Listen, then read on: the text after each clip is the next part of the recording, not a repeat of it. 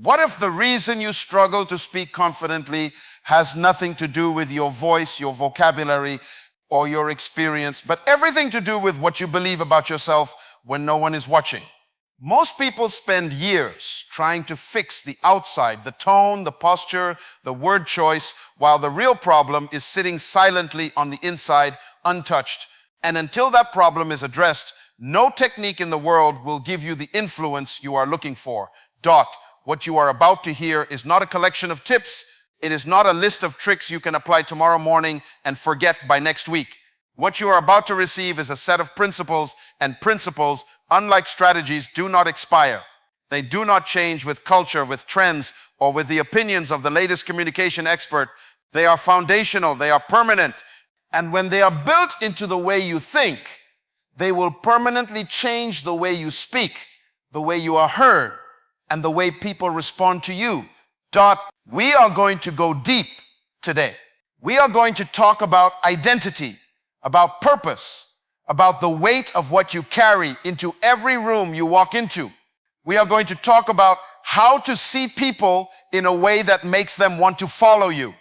We are going to talk about clarity, about silence, and about the one thing that separates a speaker who is merely impressive from a communicator who is truly transformational. So if you are ready, not just to become a better speaker, but to become the kind of person whose words actually change things, then stay with me, because this conversation is about to shift something in you. Identity before eloquence. There is a truth that most communication coaches will never tell you, and it is this: you can master every technique, memorize every framework, rehearse every gesture in front of a mirror, and still walk into a room and communicate nothing of substance, because the foundation of confident communication is not found in your throat. It is not found in your vocabulary. It is not even found in your years of experience. It is found in your understanding of who you are. Most people approach communication as a performance. They treat every conversation, every presentation, every address as an audition, a moment to prove themselves worthy of attention. And that single misunderstanding is the root of almost every communication problem that exists. When you are performing, you are communicating from a place of lack. You are speaking from a need to be validated, a need to be accepted, a need to be seen as credible. And the audience feels that need before you say a single word. They feel the desperation beneath the polish. They sense the insecurity hiding behind the confidence you rehearsed. Identity is not what you do. Identity is not your title, your credentials, or the accolades on your wall. Identity is your settled understanding of your own value and your own assignment in this world. When a person is truly grounded in who they are, they do not communicate to impress, they communicate to deposit. There is a fundamental shift that happens in the spirit of a person the moment they stop asking, "How do I look?" and start asking, "What am I here to give?" That shift is the beginning of authentic, powerful communication. Consider why children speak so freely. A child does not rehearse. A child does not wonder whether the room will approve.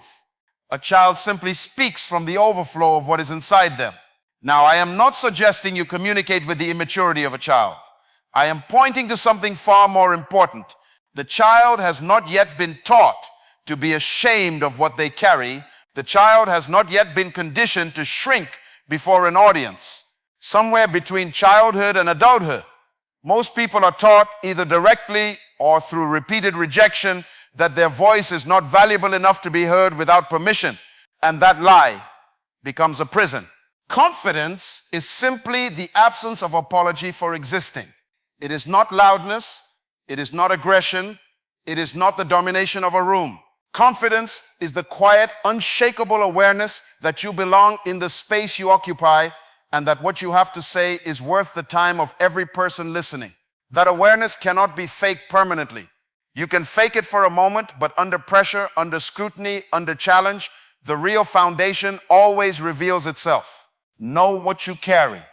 This is where identity becomes actionable, because it is not enough to simply feel good about yourself. Confidence without content is arrogance. What separates a truly influential communicator from someone who is merely loud is the depth of what they are carrying when they walk into a room.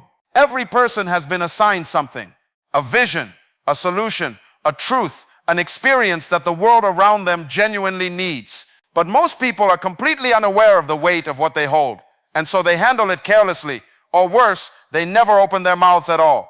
When you do not know what you carry, you borrow other people's messages. You repeat what sounds impressive. You quote people not to illuminate truth, but to appear learned. And audiences, even when they cannot articulate it, can always tell the difference between a person who is delivering a message that belongs to them and a person who is simply renting someone else's words for the occasion. Speak to potential, not condition. One of the most profound discoveries you will ever make as a communicator is that people do not primarily respond to information. They respond to perception. Specifically, they respond to your perception of them. Every time you open your mouth to speak to a human being, they are running a silent, unconscious calculation beneath the surface of the conversation. They are not simply processing your words. They are asking a deeper question. Does this person see me, or do they see my limitations? This is why two people can deliver the exact same content and produce completely different results. One speaker walks away having moved the room to tears, to action, to transformation. The other walks away having simply transferred information into a space where nothing changed. The difference is almost never the content. The difference is almost always the internal posture of the communicator toward the people they are addressing. One of them genuinely believed in the capacity of the people sitting before them. The other was simply performing a function. You will never sustain influence over anyone you secretly look down upon. You may control them temporarily. You may impress them briefly. But the moment a person senses that you see them as beneath you, as less capable, less intelligent, less worthy of your full investment, they will quietly close the door of their heart, and no amount of eloquence will open it again. People are extraordinarily sensitive to condescension. Even when it is wrapped in professional language and a polished smile, they may not be able to name what they are feeling, but they feel it. And they respond to it by withdrawing. The greatest communicators throughout history shared one defining characteristic. They were able to look at people in their most broken, most confused, most diminished state and speak directly to the greatness that had not yet emerged. They refused to be limited by what they could see with their eyes. They communicated to the version of the person that existed beyond the present struggle, beyond the current failure, beyond the visible inadequacy. And because they spoke to that hidden potential with genuine conviction, people began to rise toward the image that was being painted with words. This is not manipulation. This is not flattery. Flattery speaks to the ego to gain something. What I am describing speaks to the soul to give something. There is a profound difference, and the person receiving it always knows which one they are experiencing. When you stand before people, whether it is one person across a table or 10,000 people in an auditorium, and you communicate from a place of genuine belief in their capacity, something awakens in them that no technique could ever produce. Clarity over complexity.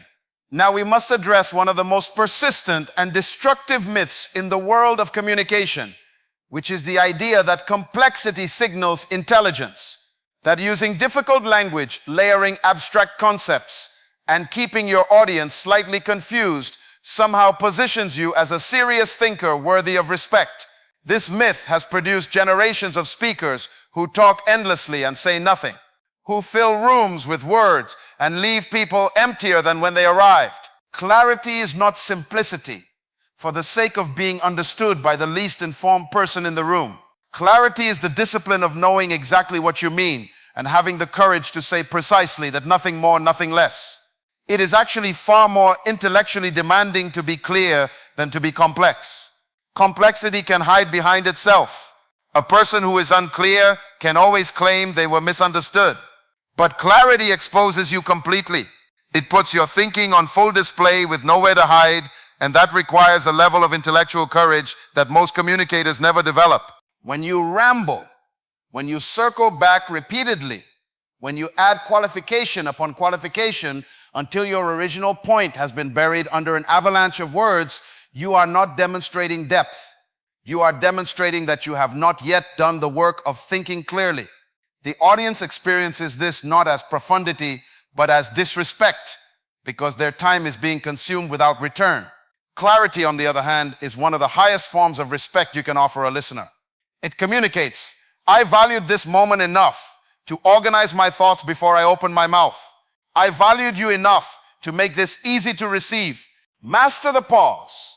There is a dimension of communication that almost nobody teaches, and yet it is one of the most powerful tools available to any speaker who is willing to develop it. It is not a word. It is not a technique you can find in a textbook on rhetoric. It is the space between your words. It is silence, deliberate, intentional, controlled silence, and in the hands of a person who understands its power, it is more commanding than the most sophisticated vocabulary ever assembled. Most people are terrified of silence. The moment a gap appears in conversation, in a presentation, in a speech, the instinct is to fill it immediately, to rush forward with the next word, the next sentence, the next thought. Not because the next thought is ready, but because silence feels dangerous. It feels like exposure. It feels like the audience will interpret the pause as uncertainty, as incompetence, as a loss of control. And so the speaker races forward, stumbling over their own words, compressing their most important points into a breathless stream of language that the audience cannot possibly absorb. But here is what that insecure speaker does not understand. The audience is not experiencing the silence the way the speaker is. The speaker feels exposed in the pause. The audience feels anticipation. When a person who carries genuine authority stops speaking mid-thought and simply stands in the silence, the entire room leans forward. Every eye sharpens. Every ear opens wider. The pause has communicated something that words could not. It has said, without saying anything, what just came out of my mouth was important enough to let it land before I move forward. Silence is punctuation for the soul. Just as a period on a page tells the eye to stop and register what was just read before moving on, a deliberate pause in speech tells the mind to stop and absorb what was just heard. Without the pause, your most powerful statements rush past the listener at the same speed as your least important ones, and everything blurs together into undifferentiated noise. The pause is what separates your diamonds from your gravel. It is what signals to the audience that something significant just passed through the room and they should hold on to it. Insecure people talk continuously because they have confused activity with authority. They believe that as long as they are producing words, they are in control. But a person who is truly grounded, who has settled the question of their own value and the value of their message, can stand before 1,000 people, say nothing for 5 full seconds, and hold the entire room in the palm of their hand. That kind of silence is not emptiness. That kind of silence is weight. It is the weight of a person who knows exactly what they are doing and is not in a hurry to prove it to anyone. Influence is a byproduct of service. This final principle cuts to the very heart of what communication is ultimately for, and it will challenge the motivation of every person who has ever wanted to be known as a great speaker or a powerful influencer. Because the question that this principle forces you to answer is not how good am I? The question is, who am I for? There is a fundamental difference between a communicator who is trying to build a following and a communicator who is trying to build people. The first person walks into every room asking what they can extract: attention, admiration, agreement, loyalty. The second person walks into every room asking what they can deposit, and while both may appear similar on the surface, both may be articulate, both may be engaging, both may command attention, the results they produce over time are entirely different. One builds a crowd, the other builds a movement. People are not as easily deceived as we sometimes assume. They may be temporarily dazzled by charisma. They may be momentarily swept up in the energy of a compelling personality. But over time, over repeated exposure, they develop an instinct about whether a person is genuinely for them or is simply using them as a vehicle for their own advancement. And the moment that instinct confirms the latter, trust evaporates. And without trust, influence is impossible, because real influence is not compliance produced by pressure. Real influence is transformation produced by trust. Service in communication means that you do the work before the conversation. It means you prepare not so that you look impressive, but so that the person receiving your words walks away with something they did not have before. It means you listen genuinely, deeply, without formulating your response while the other person is still speaking, because you understand that you cannot serve what you do not understand. It means you are willing to say the difficult thing, the uncomfortable truth, the challenging perspective, not to assert your superiority, but because you care enough about the person's growth to risk their momentary displeasure. Everything covered in this message traces back to one central truth. Communication is never just about words. It is about the person behind the words. It is about identity, the settled, unshakable awareness of who you are and what you were placed here to carry. Because when that foundation is secure, everything else, your tone, your clarity, your confidence begins to align naturally around it. We established that you cannot speak beyond your identity. That confidence is not a performance you put on before you walk into a room. It is the overflow of a person who has done the internal work of understanding their own value and their own assignment. We saw that. Knowing what you carry transforms the way you open your mouth, because you are no longer speaking to impress. You are speaking to deposit something the world around you genuinely needs. We uncovered that influence is not produced by speaking at people, but by speaking to the potential inside them, by refusing to be limited by what you can see and choosing instead to address the greatness that has not yet emerged. We confronted the dangerous myth that complexity signals intelligence, and we replaced it with the understanding that clarity is not weakness. Clarity is courage. It is the willingness to put your thinking fully on display with nothing hidden behind complicated language. We learned that silence is not the absence of communication. It is one of its most powerful forms. That the pause, used with intention, separates your most important statements from everything else and commands the kind of attention that words alone can never manufacture. And finally, we arrived at the principle that holds everything together, that lasting influence is never extracted from people. It is always, without exception, a byproduct of genuinely serving them.